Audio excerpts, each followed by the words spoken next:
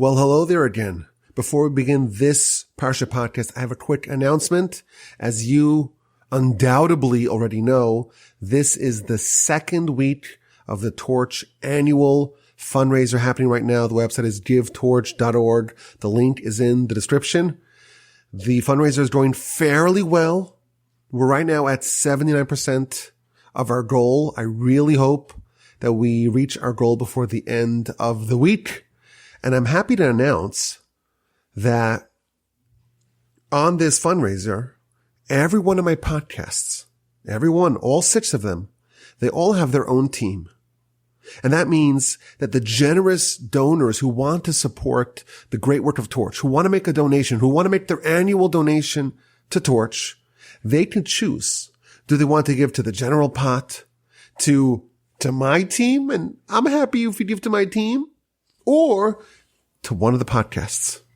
And I'm happy to announce that the podcast that is absolutely crushing it, that has more donors and has raised more funds for Torch, more than any other, it's none other than our Parsha podcast. So I want to thank all the incredible listeners of the Parsha podcast for coming out in big numbers and supporting the great work of Torch and the great work of the Parsha podcast. I'm going to put a link down below if you want to join the cavalcade of supporters of the Parsha podcast. You could click the link. If you just want to browse, you just want to observe a little bit, you could click the link as well and just visualize the wonderful support shown to Torch by the listeners of the Parsha podcast. You could click that link as well. I thank you for your support. Visit the website givetorch.org. Link is in the description. And now to the podcast. What you will learn today will be simultaneously terrifying and reassuring. And perhaps we can say it'll be reassuring for some people and terrifying for others. Now, how is that possible? Listen and you will understand. This week is Parsha's Vayikra, and it's a very difficult Parsha to understand. After all, it's all about sacrifices. And we have not done sacrifices in nearly 2,000 years. So it's a very strange concept. It's a very foreign concept. It's a concept that doesn't sound very modern. It doesn't sound like something that we would go back to in a quote-unquote progressive society. But that is the subject of our Parsha. In fact, that's basically the sole subject of our Parsha. We read about all the different kinds of elevation sacrifices from the cattle, from the sheep, from the bird, 6 different types of flour offerings or meal offerings, all kinds of peace offerings, and all kinds of atonement offerings. And that's why it's always a hard Parsha for us to try to probe and understand what the lesson is for us, given that we don't have a temple and we don't offer sacrifices. Of course, we hope for the restoration of the temple. And we know that prayers are also symbolic of sacrifices. But nevertheless, it's a hard Parsha for us to understand. I wanted to suggest maybe an idea that we could pull out from our Parsha. And it's really a theme that is strung throughout the whole Parsha. It's a theme that also has a very important lesson. And that is the subject of income inequality. Because it's really interesting when you look at all the sacrifices and you see how many sacrifices have carve-outs to allow the poorer people to afford to offer them. So, for example, we have the Ola, the elevation offering. You want to bring an Ola. It's a voluntary sacrifice. You want to bring it. Well, what animal are you bringing as a sacrifice? It could be a 1,500-pound bull that probably costs, thousands of dollars. You could get a goat or a sheep. Maybe that's 200 pounds. It's much more affordable. But if you're poor, you could bring a cheap turtle dove or a pigeon. And it doesn't even have to be male. And it doesn't have to even be unblemished. That is much more affordable for the average Joe, for middle and lower income Jews. So it's interesting. We have this mitzvah, But then if you're rich, you could do it like this. And if you're, middle class, upper middle class, you could do it like that. And if you're at the bottom of the socioeconomic strata, you could even do it with a bird. And if you examine even the laws of the offerings, you see how in so many different instances they are designed to make the poor people feel good and content about their more meager and inexpensive offerings. So for example, we talked about the elevation, the Ola offering. So we have the 3 different tiers. You have the bull, and then you have the sheep or the goat, and then you have the bird. And this is the end of chapter 1 of Leviticus. The verse tells us, this is verse 15, the Kohen offers the bird as a sacrifice. So interestingly, maybe this is not for the faint of heart, but unlike the other sacrifices that are slaughtered with a knife, really, the bird, there's a process called malika, where the Kohen severs the vital signs of the bird with his fingernail, which I found to be really interesting. In fact, in high school, I had a friend who was a Kohen who was really anticipating the rebuilding of the temple, and he would never cut the nail on the thumb of his right hand, arguing that, well, if the temple's rebuilt tomorrow and someone brings a bird offering, you need to have a Kohen who's got a long fingernail to be able to do this particular process. And here I am signing up, conscripting for duty. This is maybe not, like I said, for the faint of heart. So we have this process. You bring you're poorer. That's just the lot that you received in life. You want to bring an Ola. You could still bring an Ola. You can bring a bird. It's much more inexpensive. And then the verse tells us, this is verse 16, that the crop and the contents of the stomach of the bird are removed. And then it is brought to the mizbech, to the altar. And Rashi tells us that there's a difference between the elevation offering of an animal, of a bull, for example, and of a bird, because an animal like a bull only eats what its master feeds it. And therefore in its innards, there's only kosher or kosherly acquired food. And therefore you take the innards, and the innards are offered as a sacrifice. But a bird, always pecking around by the neighbor, there's stolen food in its innards, and if they remove the crop and the innards, that cannot be offered as a sacrifice. And finally, we read the final verse of chapter 1. The verse tells us that the priest, the Kohen, takes the wings and rips the wings, but doesn't sever it, and takes it all and puts it on the altar on top of the pyres, on the fire, and it's a burnt offering, an olah, an elevation offering, that provides a pleasing odor to Hashem. Now Rashi tells us, this is the point that I wanted to bring from this. Rashi tells us that when you process the animal as a elevation offering, that's a bird, you burn it with the wings. The wings and the feathers are not removed.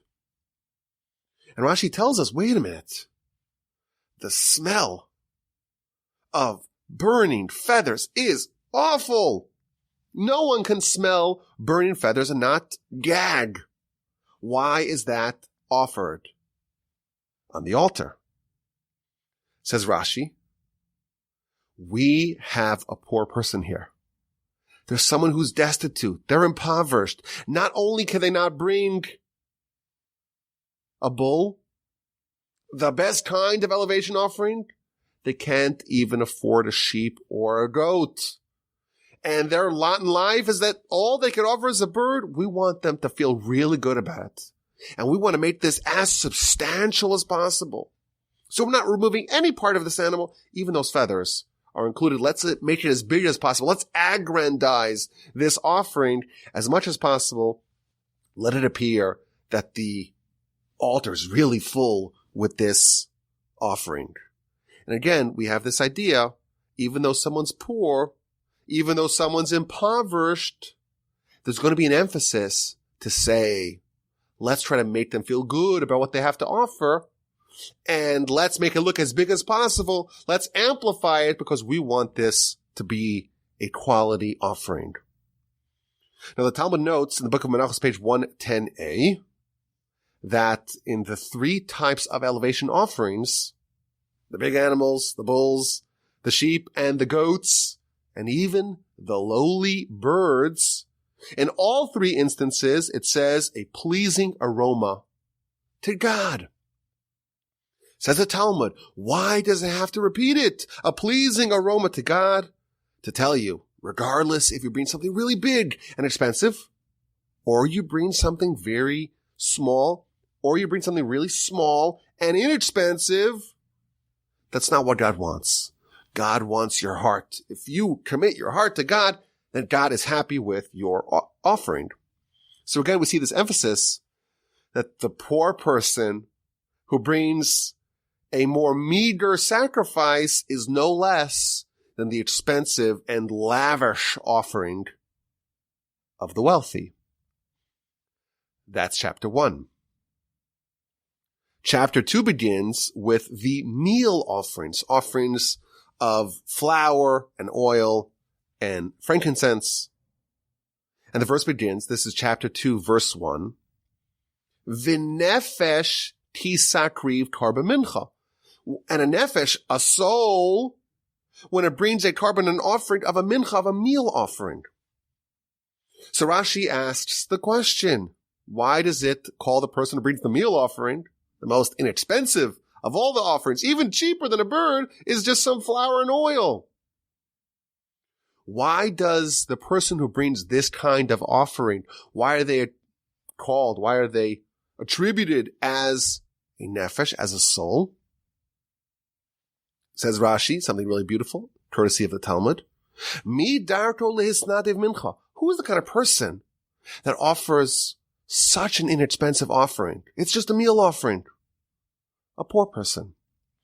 Says the Almighty, when there's a poor person who has very little, but nevertheless commits to offer something to God, I consider it as if they offered their soul to me. I value it so much, even though in absolute terms, it's very little. It's very inexpensive. It's not very substantial compared to the other offerings of animals, much more expensive. Nevertheless, God says, this is a poor person and they care about me and they want to offer something to me. It's their soul that they're giving. And that's how much I value it. And no one else has that distinction. So again, we see that the Torah is giving prominence to the impoverished.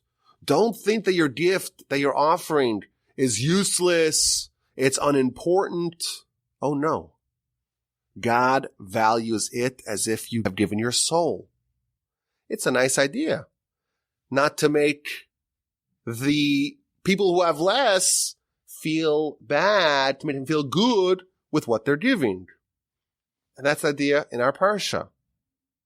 As compensation for a paltry offering relative to what other people are giving, God says to me, it's like you gave your soul when a soul brings a carbon mincha. There's another example of this, a few more examples actually, with meal offerings. So the Talmud tells us in the book of Menachos, page 75a, when you make a meal offering, so you have like this baked little bread of sorts, you crush it up into pieces. Why, say the commentaries, before you pour the oil, you have to crush it to pieces. Why? Commentaries tell us, because you want to puff it up. It's not some small, pathetic little pancake of an offering. Oh no. It looks more impressive. It looks much more substantial. Again, the same idea. Don't think because you're bringing something less or more inexpensive, don't think it's not worthy, it's not valuable, it's not important. And finally, we have the atonement sacrifice. The verse tells us if you do a certain kind of sin, again, this is very technical, but this is chapter 5, someone has to bring a offering, a sin offering.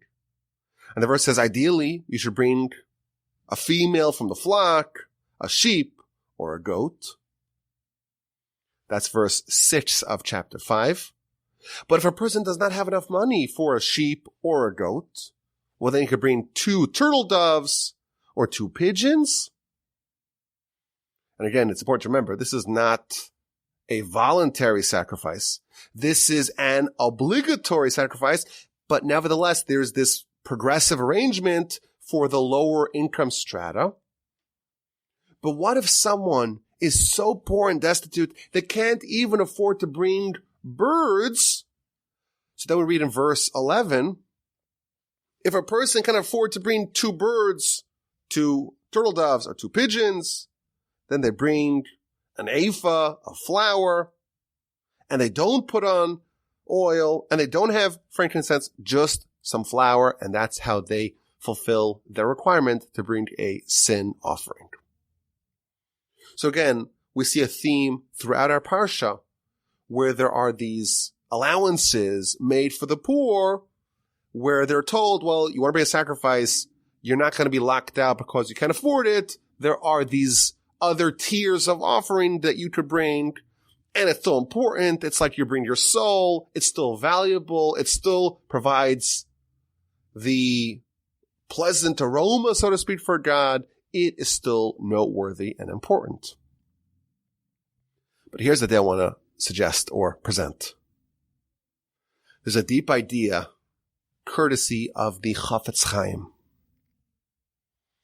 The Chafetz Chaim says, what if you have an enterprising, wealthy person?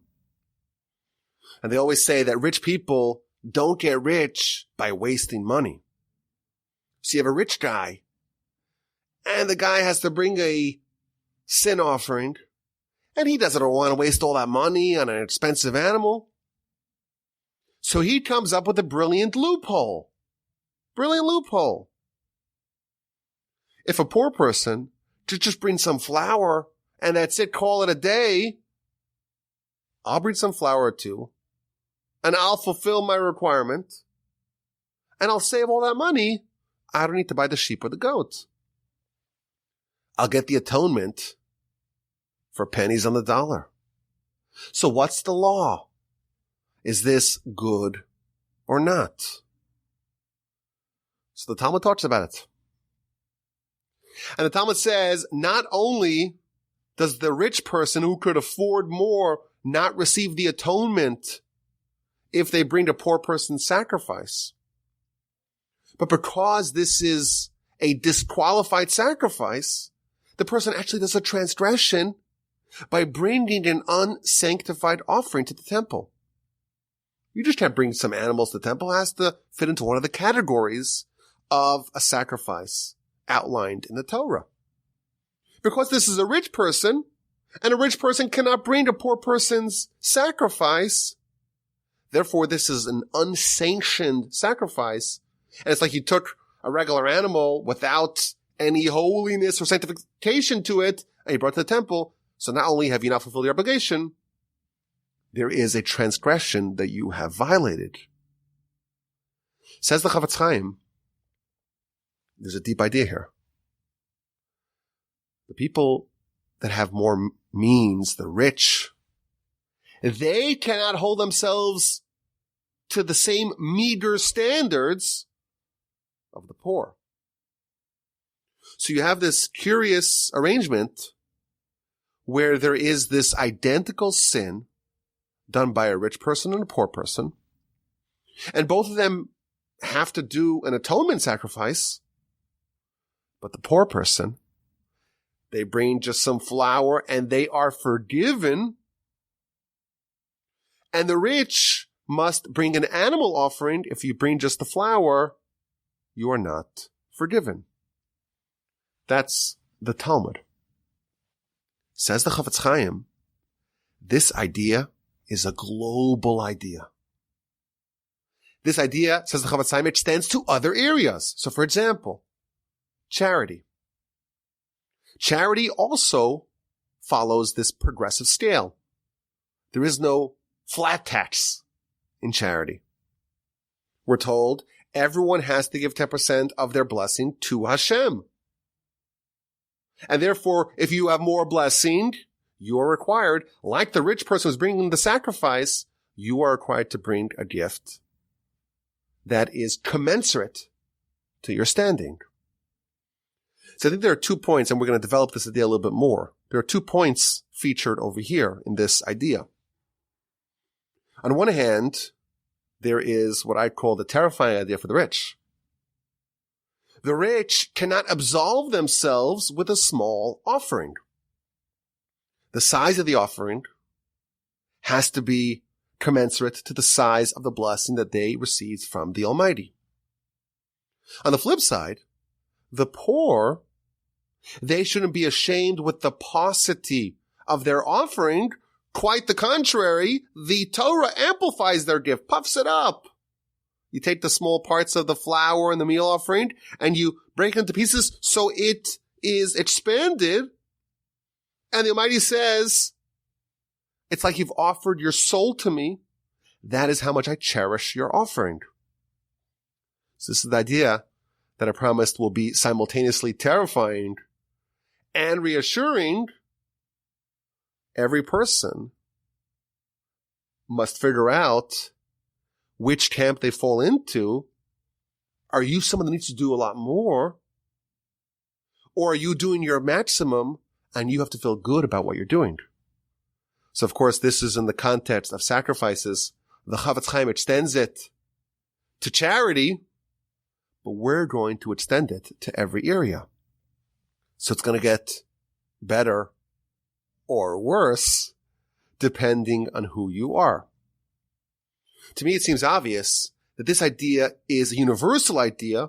It's not exclusive to financial matters or to material wherewithal. It's to every part of life. Let me elaborate. Let's talk about human intelligence, human intellect. Like material wealth, it's not distributed equally. Some people are cognitively rich and some are comparably poorer. The Torah is telling us that what is expected of every person is contingent upon the blessings that they received. So different people, different things are expected of them. I would say that for someone who is cognitively wealthy, you can't get away by coasting. We've seen those kids. They don't need to do any work. And they just show up and they get straight A's. And they feel like they are on top of the world. The Torah would tell them, you are cognitively rich. And you're trying to get away with an offering of the poor. And that doesn't work like that. The Almighty gave you more.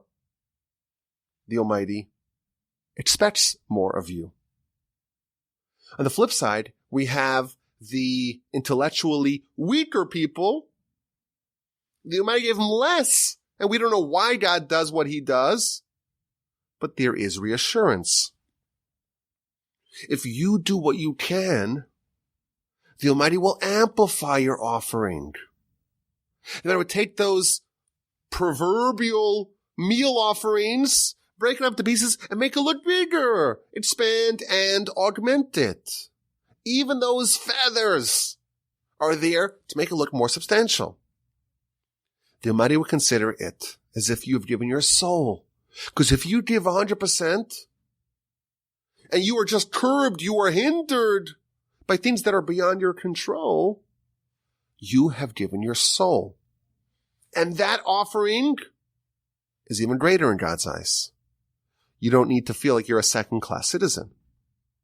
So we talked about material well-being, material and financial and intellectual, but I was thinking in matters of, let's say, stamina or focus or attention.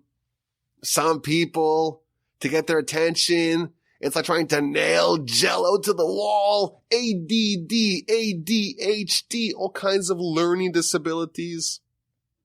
Someone like that, that's why the Almighty made them. Less academic excellence is expected of them. And whatever they do is going to be cherished and amplified by God. And the ones who have more, well, more is expected of them.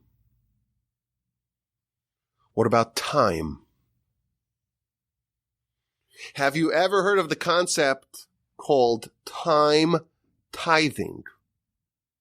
We're familiar with the idea of tithing. Torah tells us you have to give Meiser, 1 of every 10 you give to God or to his representatives.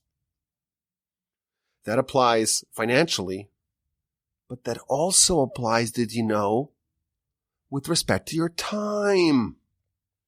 The great Rabbi Moshe Feinstein wrote in a letter in 1973, just as there is a requirement to give 10% of your money to tzedakah, to charity, 10% of your time has to be gifted towards others, towards the needs of the community, the public. And therefore, I would argue that, like money and every other gift, if you have more time available, if you have more free time available, more is demanded of you. With respect to time, you are wealthier, and therefore more is required of you. You can't get away with what other people who are more time constricted can get away. More time, more is expected. Less time, less is demanded. You have someone who's retired, and they have someone else who's juggling 3 jobs. How much does they might expect of these 2 people to spend studying Torah, for example? If you are, let's say, privileged enough to be a yeshiva student, that means that your full-time job is scholarship. You have to study. And that means that what's expected of you is 10 hours a day of study. That's what's expected of you. If you're trying to balance a very, very busy life because you're in a different stage in life, less is expected of you. And when you do what is expected of you, you get full credit. But I'm thinking just how universally this principle applies. You know, if someone has more emotional capacity, you have to share those gifts with others. Some people have a tremendous ability to inspire other people, to encourage other people, to provide comfort for other people. And Lord knows that in our society today, how many people are there that are lonely, that need a pick-me-up, that need some love, that need some companionship, that need someone who cares about them.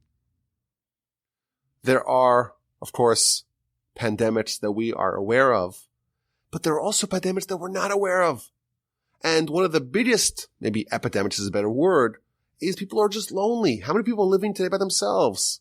50, 100 years ago, people got married much younger, and more people got married, and more people had a sense of community. They went to their Rotary clubs or whatever, neighborhood barbecues. A lot of people today are living on little islands by themselves.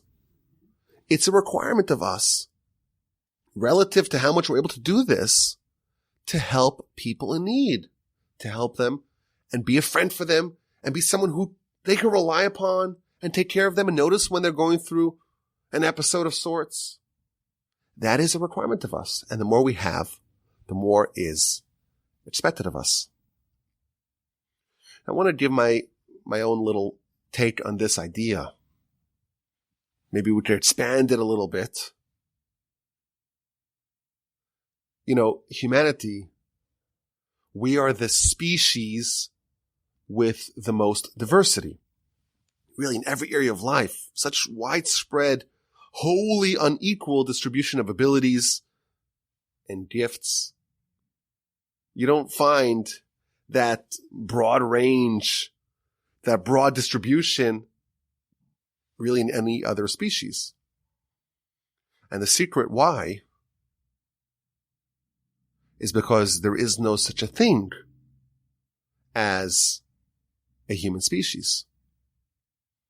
each one of us is completely unique. Each one of us is a one-of-one species. There's one of a kind, and there are other humans that are similar, but we believe that every individual is completely unique. As they just tell us, Ha'adam, man, olam katan. Man is a small world. And the way this has been explained, it's been explained in a variety of different ways. Some suggest that this is telling us that man is like a microcosm of the world. The world is a macrocosm of man.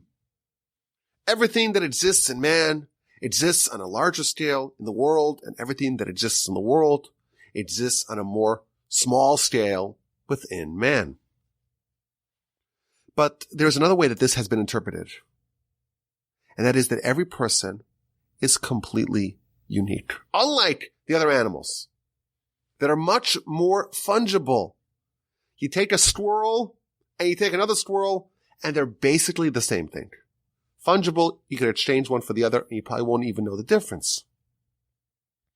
Every person is its own species, its own little world, completely unique, a once-in-history phenomenon.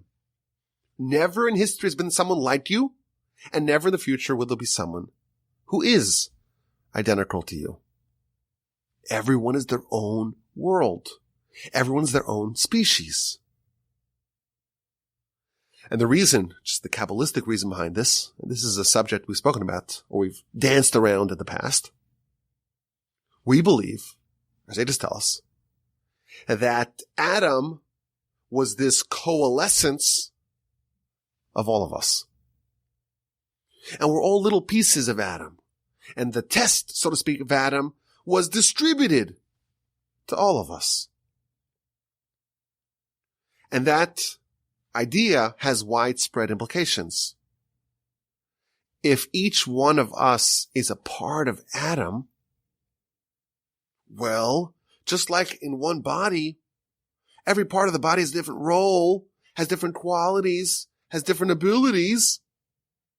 There's going to be a broad distribution of skills, abilities, and of course of shortcomings amongst all the different species of this thing we call human.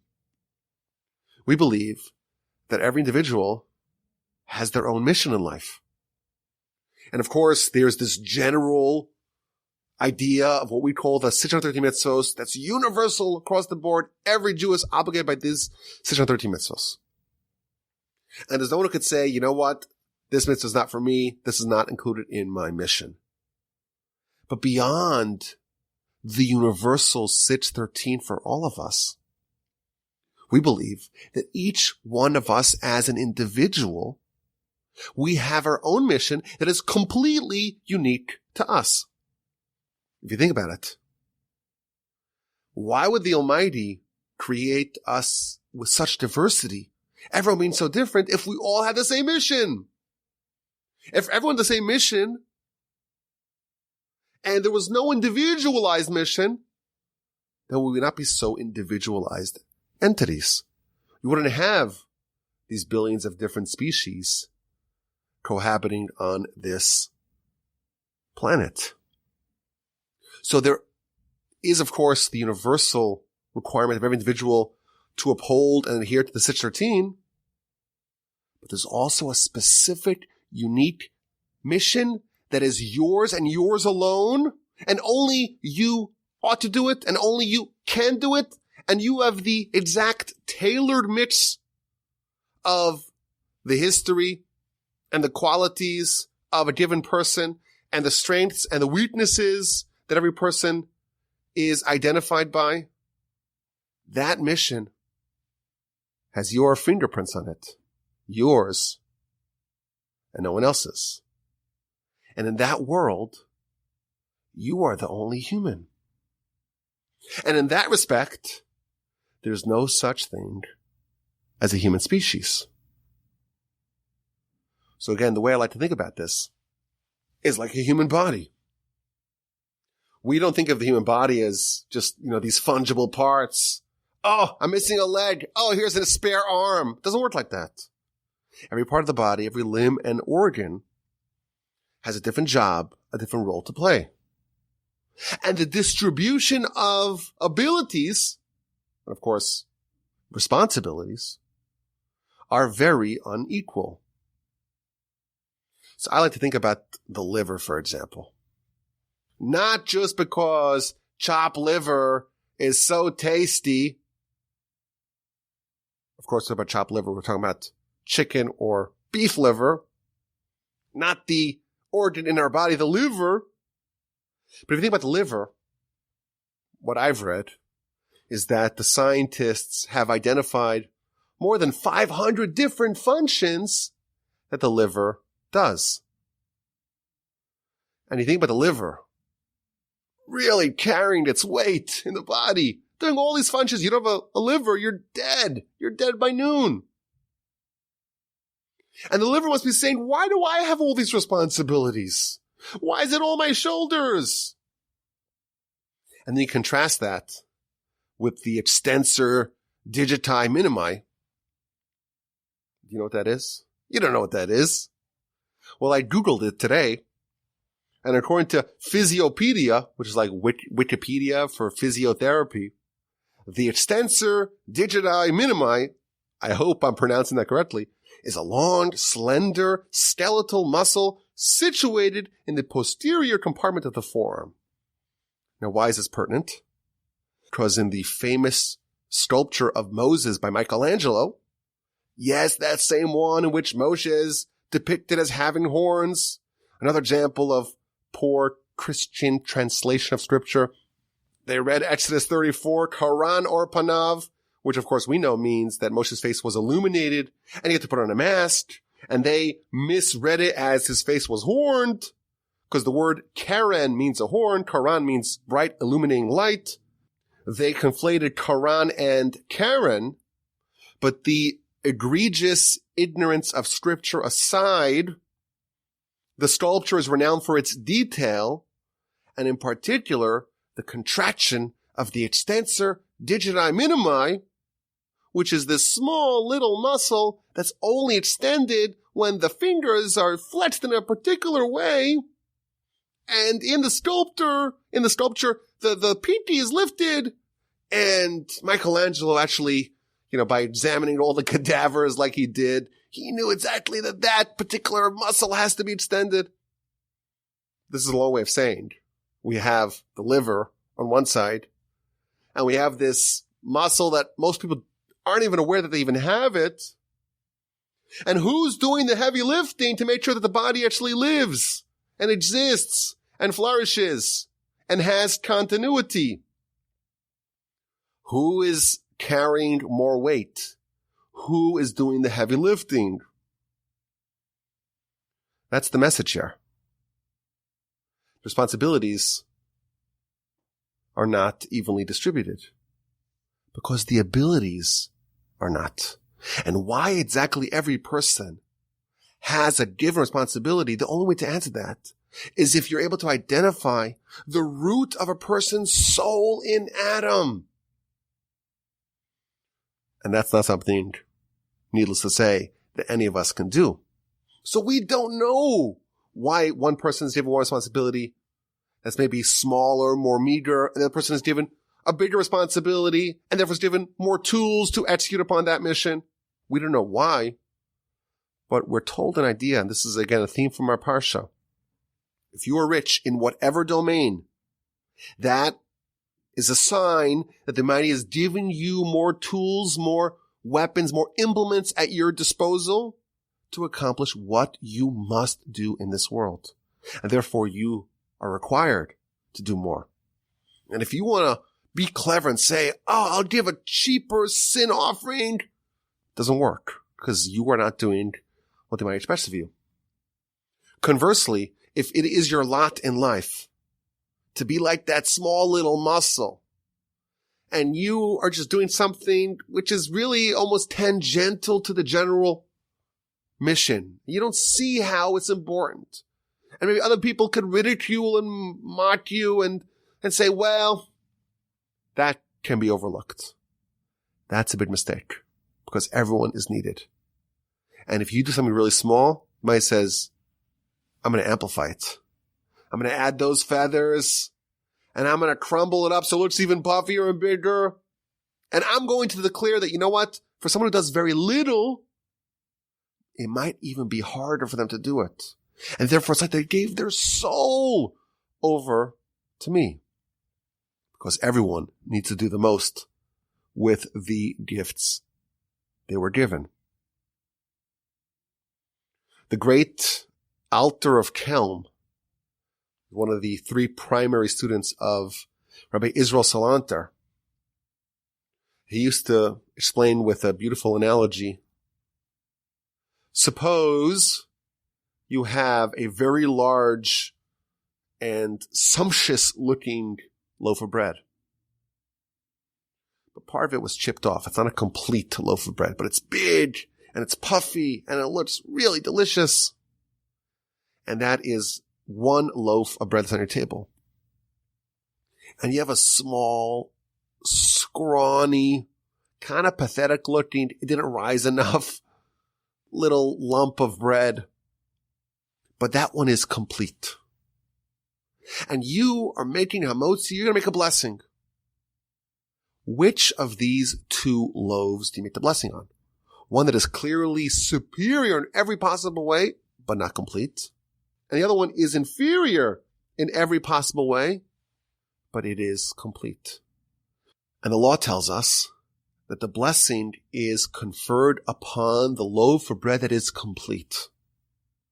What is the analogy? The analogy is some people are given a tremendous amount of ability. And because we can't get into other people's minds, it's hard for us to even fathom the vast inequality that exists amongst different people. We only know our own little world. We only see the world through our own colored lenses. Some people have these huge, sumptuous loaves. But it's their job to make it complete. And it's only made complete when they do everything that's expected of them in their mission. And they don't say, you know what, I'm just going to do what's average for everyone else. I'm going to find out what's the minimum requirement for other people, and that'll be good enough for me. Oh no. If you are someone in that kind of paradigm, you are granted great gifts and great riches and wealth in whatever area. More is expected of you. And if you do less, you're incomplete. You're not as good as the person who offers their soul. And yes, it's a little scrawny and it's not as tantalizing and as exciting and alluring, but it's complete because they've given all they've got. Someone like that, that is where you make the blessing on, because that's where you truly celebrate. You celebrate what you actually completed. Let us end with the exquisite insight on this week's Parsha. Our Parsha begins with the word Vayikra, and God summoned Moshe. Now, if you look in the Torah scroll, the Aleph, which is the final letter of the word Vayikra, is a little small. We know that in the Torah, there's some letters that are big and some that are small. The first letter of the Torah, for example, Bereshis, the Beis of Bereshis, is enlarged. The Aleph of Vayikra is minimized, small. Why is the Aleph of Vayikra small?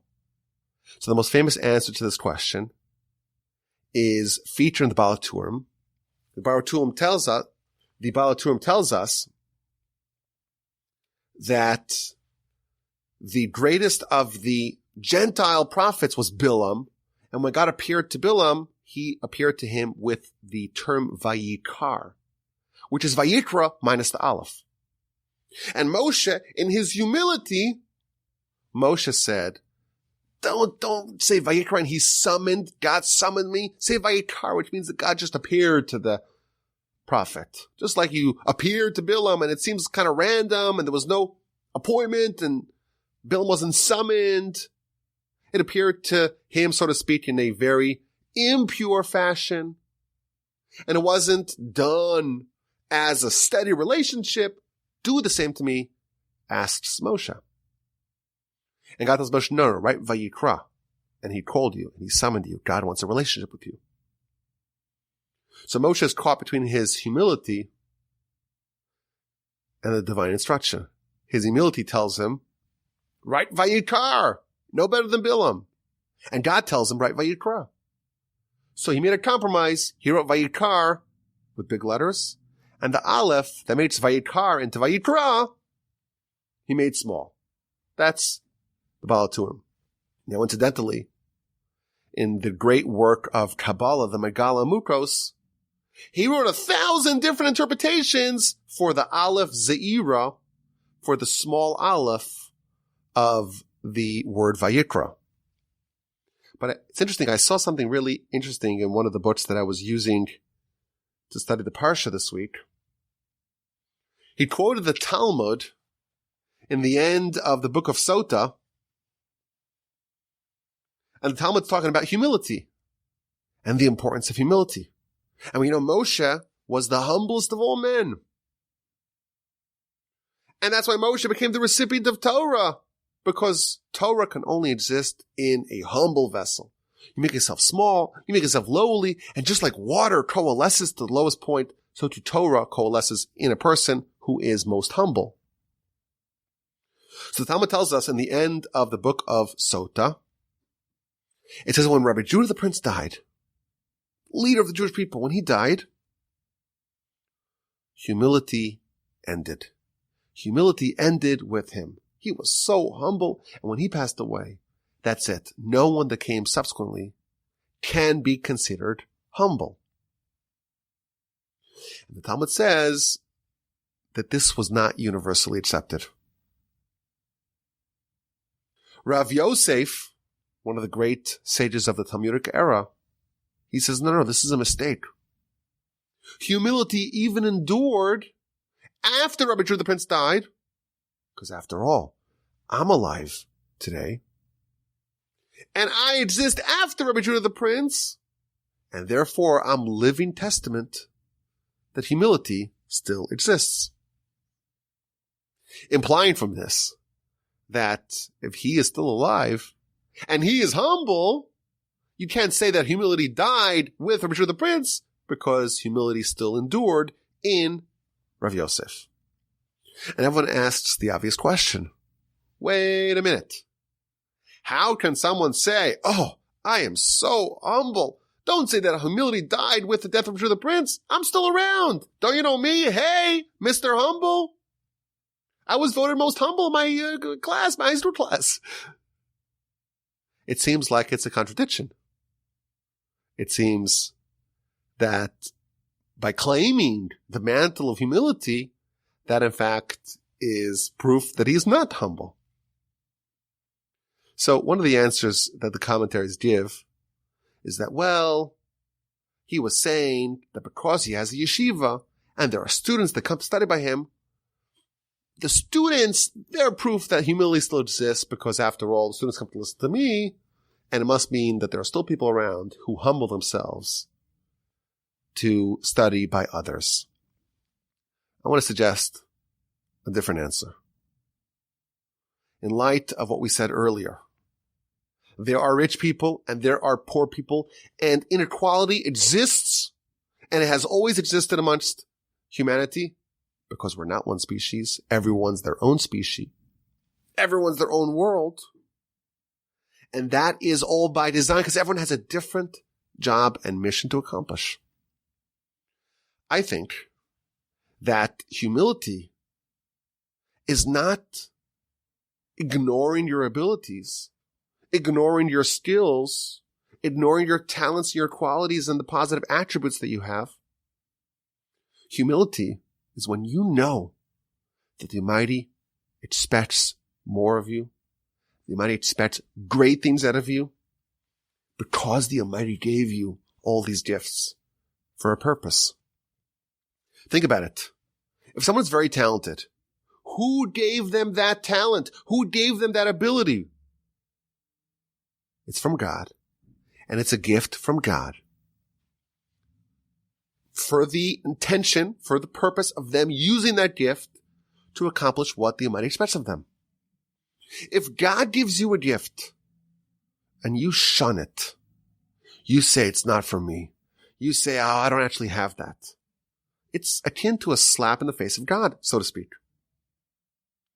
That's not the right approach. That's not real humility. That's fake humility. You have to accept the gifts that God gives you and use it for good.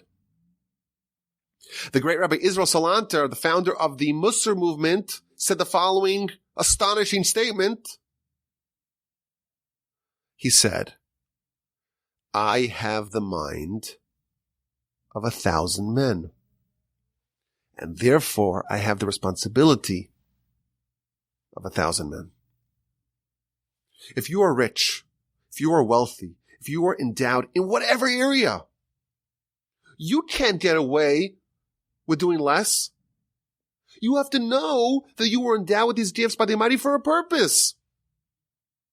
If you, in faux humility, you try to say, well, I'm part of the poorer class. I don't have so many abilities, so many skills, so many talents.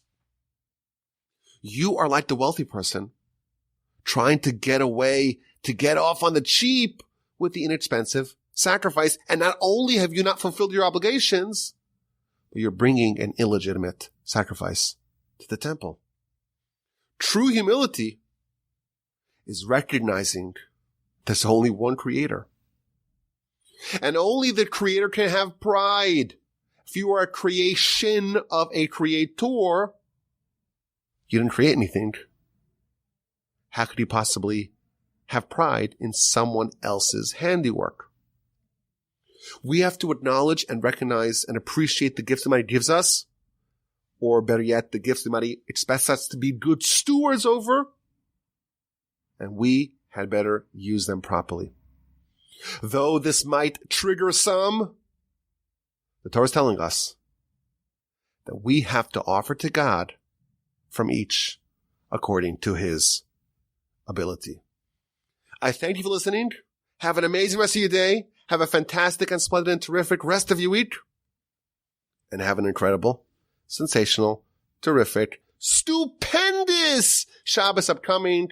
And please God, with the help of the Almighty, we will talk again next week. Send me an email, rabbiwolbe@gmail.com.